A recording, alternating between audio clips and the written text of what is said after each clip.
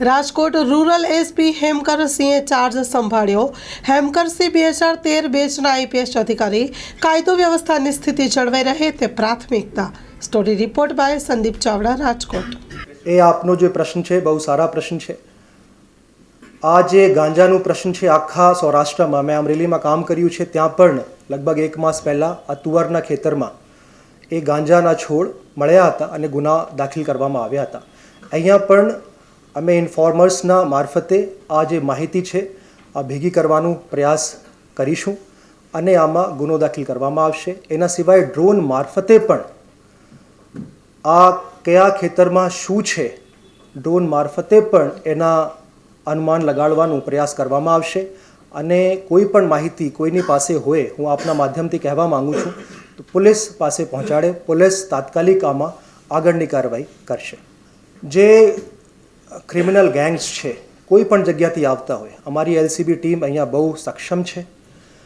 કોઈ પણ પ્રકારના ગુના બને સૌથી પહેલાં અમારા ગુના દાખલ કરવાનો પ્રયાસ રહેશે। એના પછી ટેકનિકલ અને હ્યુમન ઇન્ટેલિજન્સના માધ્યમથી આ ગુનાઓ ડિટેક્ટ કરીને ગુનેગારોને જેલની સલાખોના પાછળ ધકેલવામાં આવશે। અને જે દેશી દારૂના પ્રશ્ને આપણે વાત કરી એમાં પણ અમારી જે રેડો છે એ સતત ચાલુ રહેશે। આપના માધ્યમથી હું રાજકોટ રૂરલ જનતાને આહ્વાન કરું છું કે આપની પાસે દેશી દારૂ, ઇંગ્લિશ દારૂ કે એના સિવાય કોઈ પણ ગેરકાયદેસર પ્રવૃત્તિ ચાલતી હોય તો તે સંબંધમાં તાત્કાલિક જિલ્લા કંટ્રોલ રૂમ અથવા મારા જે નંબર છે ઓફિશિયલ નંબર એના ઉપર અથવા સંબંધિત પોલીસ સ્ટેશનમાં તાત્કાલિક જાણ કરે, એના ઉપર તુરત જ કાર્યવાહી કરવામાં આવશે।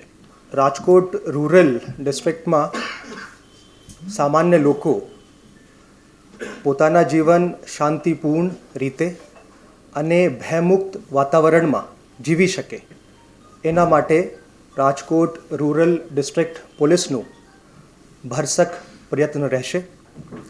મારું જે ફોકસ છે અહીંયા રાજકોટ રૂરલના એસપી તરીકે કોર પોલીસિંગ ઉપર મારો ફોકસ રહેવાનું છે। કાયદો અને વ્યવસ્થાની સ્થિતિ જળવાઈ રહે, કોઈ પણ પ્રકારના દંગા ફસાદ, કમ્યુનલ રાઇટિંગ, કાસ્ટ વાયલન્સ એ નહીં થાય એના ઉપર અમારું સંપૂર્ણ ફોકસ રહેશે। એના સિવાય જે કોર પોલીસિંગના બીજા ભાગ છે prevention and detection of crime, એના ઉપર પણ સંપૂર્ણ ધ્યાન અમારા દ્વારા અને અમારી ટીમ દ્વારા આપવામાં આવશે। પહેલાં તો પ્રયત્ન આ રહેશે કે ગુનાઓ બને નહીં, પણ જો કોઈ ગુના બની જાય તો આમાં તાત્કાલિક એફઆઈઆર દાખલ કરીને આરોપીની ધરપકડ કરીને આગળ સુધી કન્વિક્શન સુધીની કામગીરી કરવામાં આવશે। મહિલાઓની સુરક્ષા ઉપર પણ અમારું સંપૂર્ણ ફોકસ રહેશે।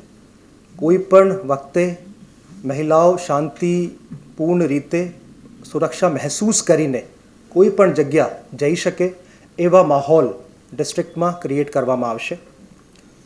સાયબર ક્રાઇમ એક અમારા બીજું ફોકસ એરિયા છે।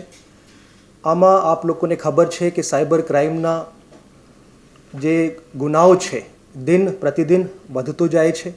એના માટે અમારું જે પ્રયાસ છે એ લોકો સુધી પહોંચવાનું, અવેરનેસ કાર્યક્રમ યોજવાના, લોકોમાં જાગૃતિ કેવી રીતે આમાં ફેલે એના સંબંધમાં અમારા દ્વારા નિરંતર પ્રયાસો કરવામાં આવશે।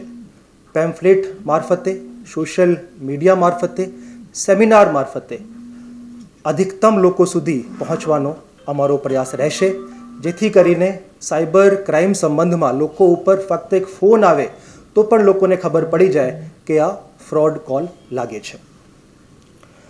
લુખ્ખા તત્વો જે છે એન્ટી સોશિયલ એલિમેન્ટ્સ, આ લોકો વિરુદ્ધમાં પોલીસ દ્વારા કડકમાં કડક પગલાં લેવામાં આવશે।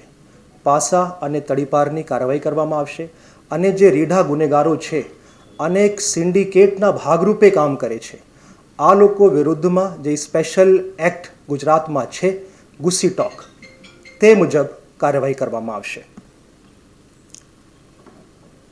એસપી તરીકે પોલીસ વેલફેર એક મારું ઇમ્પોર્ટન્ટ ફોકસ્ડ એરિયા રહેશે।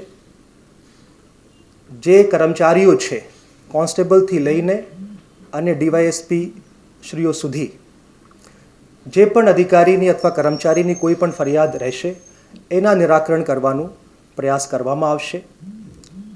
અને રાજકોટ જિલ્લા પોલીસ એક ટીમ ભાવના સાથે અમારા આખા ડિસ્ટ્રિક્ટમાં, રાજકોટ રૂરલમાં ટીમ ભાવના સાથે રાજકોટ રૂરલ પોલીસ કામ કરશે.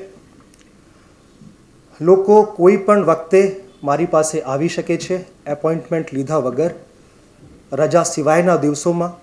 જ્યારે હું ઓફિસમાં બેઠો હું, કોઈ પણ વ્યક્તિ મારાથી એપોઇન્ટમેન્ટ લીધા વગર આવી શકે છે અને પોતાની રજૂઆત કરી શકે છે.